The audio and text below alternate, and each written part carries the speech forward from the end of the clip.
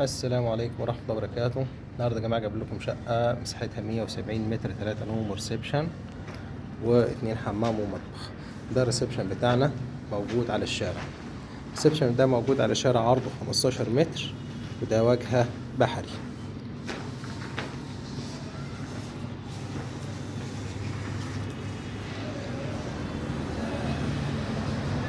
ده كده شارع عمرو بن عاص الرئيسي، وده شارع عرضه 15 متر.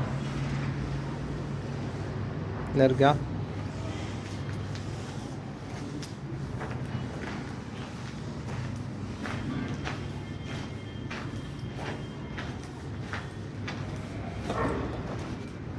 الجزء ده موجود فيه ادي بداية باب الشقة، ده الحمام الخاص بيها، والطرق الخارجية بتاعت العمارة بتدخلنا على الريسبشن الجنب ده، والجنب ده الأوض والمطبخ والحمام التاني.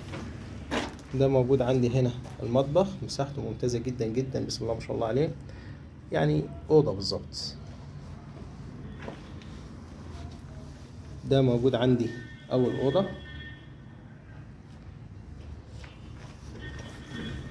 ده الحمام الرئيسي. دي موجودة الأوضة التانية.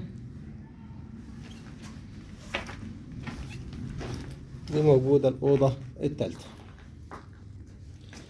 الشقة دي مساحتها 170، 3 نوم وريسبشن، 2 حمام ومطبخ، في برج الدور الخامس، واجهة بحرية، رخصة مباني، عداد كهرباء راكب، أسانسير خلاص على وشك التشغيل. السعر بتاع الشقة دي كمان مفاجأة حلوة خالص، خليكم معانا. النهارده يا جماعة السعر بتاع الشقة دي 1,100,000. سعر الشقة اللي احنا موجودين فيها دي 1,100,000. وده زي ما احنا بنقول كده بداية الشقة اهو.